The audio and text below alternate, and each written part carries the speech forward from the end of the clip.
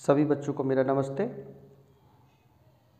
वैकल्पिक प्रश्न की श्रृंखला में आज हम अध्याय 3 दो चर वाले रैखिक समीकरण युग्म pair of linear equation in two variable के सभी वैकल्पिक प्रश्नों को हल करेंगे और उन्हें समझने का प्रयास करेंगे ताकि परीक्षा में करते समय हमें आसानी हो। तो सबसे पहले चलते हैं वस्तुनिष्ठ प्रश्न। प्रश्न क्रमांक 1 सही विकल्प चुनकर लिखिए। हमारे पास समीकरण दिया हुआ है 6x धन 3y बराबर 8 व 15x ऋण 7y बराबर 10 के हल होंगे। हम जानते हैं कि हल निकालने के लिए सबसे पहले हम दोनों समीकरणों को लिख लेते हैं।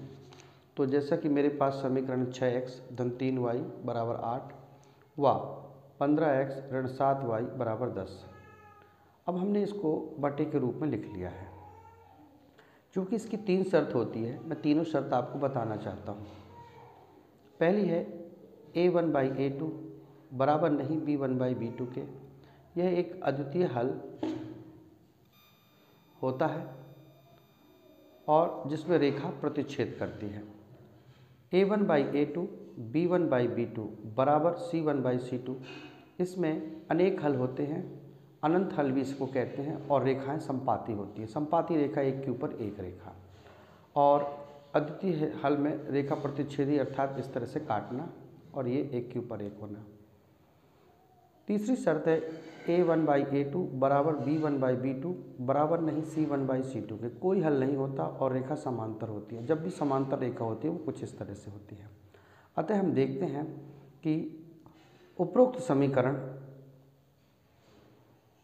शर्त नंबर 2 को फॉलो करता है, अतः जो इसका उत्तर होगा अनेक हल होगा, अंततः अनेक हल होगा। दूसरा प्रश्न है के मान के लिए समीकरण 2x धन 3y बराबर 7 के ऋण 1x धन k धन 2y बराबर 3k के अनंततः अनेक हल प्राप्त होंगे। अगर अनेक हल प्राप्त हो रहे हैं और अंततः तो उसकी शर्त हमारे पास, इसको हल करने के लिए हम सबसे पहले देखते हैं कि 2/k1-1 बराबर 3/k धन 2 बराबर 7/3 के। हम किसी भी एक को लेकर हल कर लेते हैं। हम इन दोनों को लेते हैं 3 × 9, 7k का 7k और 7 दूनी 14। 2x बराबर 14, x बराबर 14/2 मतलब 7। इसका उत्तर 7 होगा। तो हमारे पास ऑप्शन में 7 दिया हुआ है।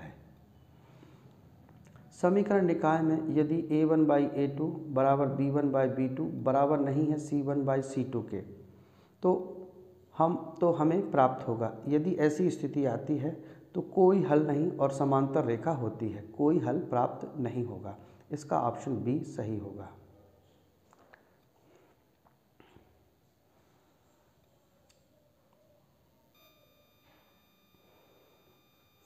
अगला प्रश्न है हमारे पास, यदि रैखिक समीकरण का एक जोड़ा संगत है तब रेखाएं होंगी।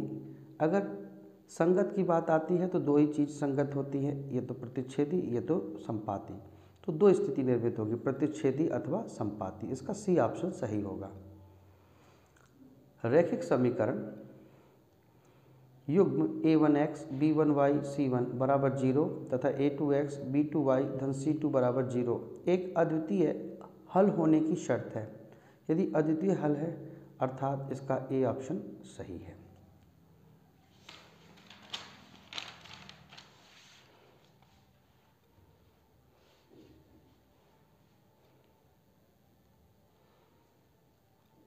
अब है प्रश्न 6 x ऋण 2y बराबर 0 और 3x धन 4y ऋण 20 बराबर 0 रेखाएं हैं। रेखाओं को देखने के लिए हम इसे सबसे पहले हल करने का प्रयास करेंगे। तो हमारे पास है प्रश्न 6 x ऋण 2y बराबर 0, 3x धन 4y ऋण 20 बराबर 0। हम देखते हैं कि 1/3 बराबर ऋण 1/4 और 0/20। इनको हल करते हैं तो पहले ही देखते हैं कि 4 एकम 4 तीनों, मतलब पहली स्थिति में ये बराबर नहीं है। अतः जो ये रेखाएं होंगी जो रेखाएं होंगी प्रतिच्छेद करती हैं। ये रेखाएं क्या करती हैं? प्रतिच्छेद करती हैं। तो इसका ऑप्शन ए सही होगा।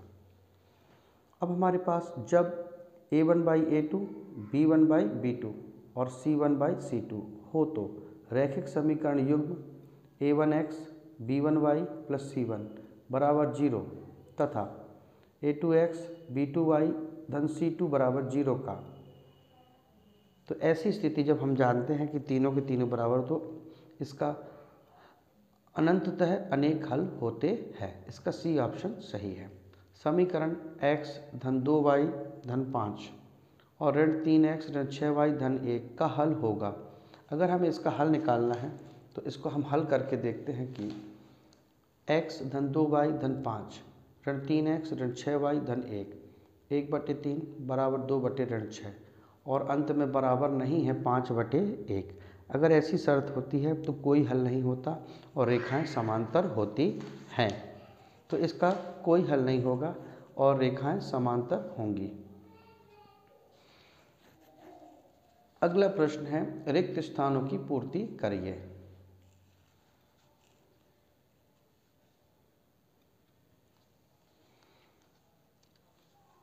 अंततः अनेक हल होने पर रेखाएं जो होती हैं संपाती होती हैं। रेखाएं संपाती होती हैं। संपाती मतलब एक के ऊपर एक होती हैं, संपाती होती हैं। रेखाएं संपाती होती हैं। a1/a2 बराबर b1/b2 की स्थिति में रैखिक समीकरण का युग्म एक अद्वितीय हल होता है। अद्वितीय हल, अद्वितीय हल, अद्वितीय हल होगा। यदि रेखाएं समांतर हैं इस स्थिति में समीकरण का युग्म जो होगा असंगत होगा, असंगत होगा, असंगत होगा। यदि 3x ऋण y धन 8 और 6x ऋण k y बराबर ऋण 16 है, संपाती रेखाएं प्रदर्शित करते हैं तो k का मान होगा। यदि रेखा संपाती है मतलब a1/a2 b1/b2 बराबर c1/c2 होता है तो 3/6 और ऋण y/k अर्थात इसका मान 2 होगा। 2, इसका मान होगा 2। इसको हल करके देखें तो 3/6 बराबर ऋण 1/k और 8/16। तो देखें 2 की तुलना कर लेते हैं। 3 एकम 3 दूनी 6, ऋण 1/ऋण हो जाता है धन, तो k बराबर आता है 2। समीकरण को जोड़कर या घटाकर हल करने की विधि को कहते हैं विलोपन विधि। विलोपन विधि, विलोपन विधि कहते हैं, विलोपन विधि कहते हैं। समीकरण x धन y बराबर 8 में यदि x बराबर 3 हो तो y बराबर क्या होगा? x बराबर 3 तो y बराबर 5 होगा। यदि हम रख दें यहाँ पर 3 तो घटाने पर 5 आएगा, 5। यदि x धन y बराबर 5 तथा x बराबर 1 हो तो y बराबर होगा। यदि x धन y बराबर 5 तथा x बराबर 1 हो तो y बराबर होगा। तो हम सबसे पहले x बराबर 1 यहाँ रख लेते हैं तो y बराबर आएगा 4। सही जोड़ी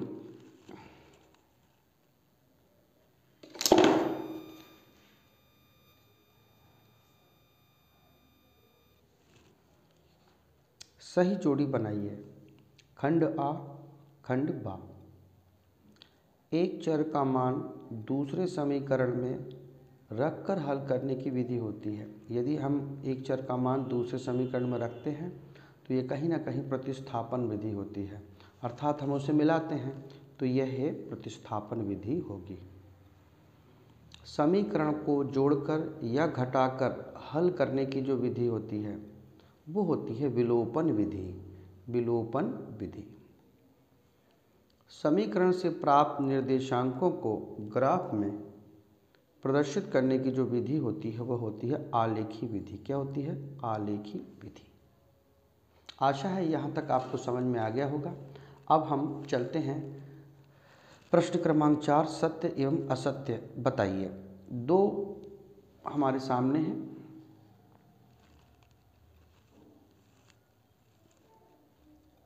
दो प्रतिच्छेदी रेखाओं का आलेख प्राप्त होने पर समीकरण निकाय का अद्वितीय हल प्राप्त होता है। यह सत्य है, यह पूरी तरह सत्य है।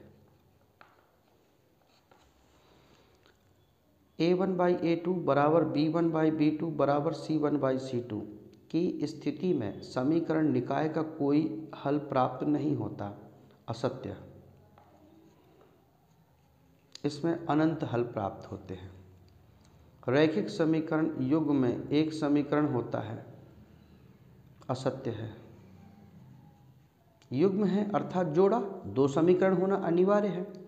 समीकरण ये व ये दो प्रतिच्छेद रेखाएं यदि प्रतिच्छेदी हैं तो हम जानते हैं कि 2/2 और बराबर नहीं होना चाहिए 3/4। तो सही बात है, नहीं है यहाँ पर। यह प्रतिच्छेदी रेखा सत्य है, यह पूर्णतः सत्य है।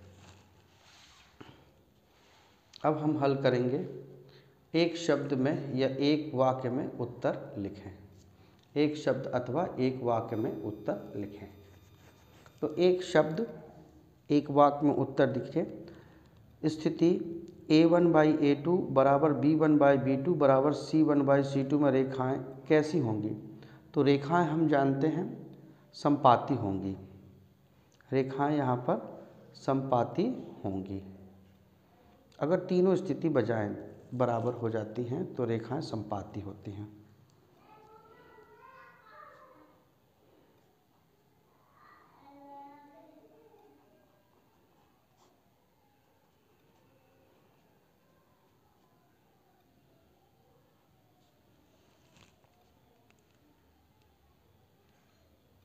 और अगर स्थिति a1/a2 b1/b2 बराबर नहीं c1/c2 तो इस स्थिति में कोई हल नहीं होगा, कोई हल नहीं होगा।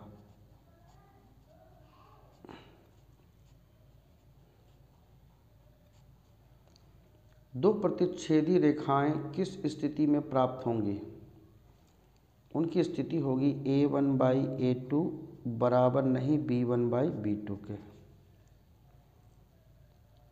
निम्नलिखित कथनों को समीकरण के रूप में लिखिए। एक विद्यालय के क्रिकेट कोच ने 3 बल्ले 6 गेंद 3900 रुपये में लिखी। तो इसको देखिए, 3 बल्ला है तो बल्ले को x मान लो और गेंद को y मान दो। तो आप इसको लिखेंगे 3x धन 6y बराबर 3900 और बोलता है एक बल्ला और 2 गेंद, तो मतलब x धन 2y बराबर 1300।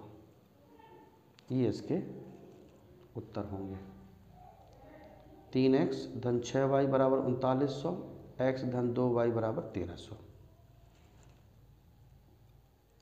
तो चर x y वाले रैखिक समीकरण का मानक रूप जो होता है ax plus by plus c बराबर 0 होता है। ठीक है, मैं इसको और स्पष्ट रूप से लिख कर दिखाता हूँ। जैसे पहला है हमारे पास बल्ले वाला, तो वो कुछ इस प्रकार से होगा कि 3x धन 6 गेंद हैं तो 6y बराबर 3900। दूसरा होगा x धन 2y बराबर 1300। ये दो समीकरण बनेंगे।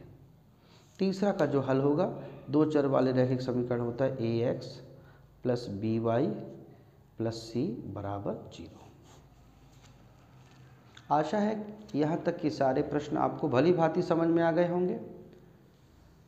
वीडियो को लाइक करें, शेयर करें।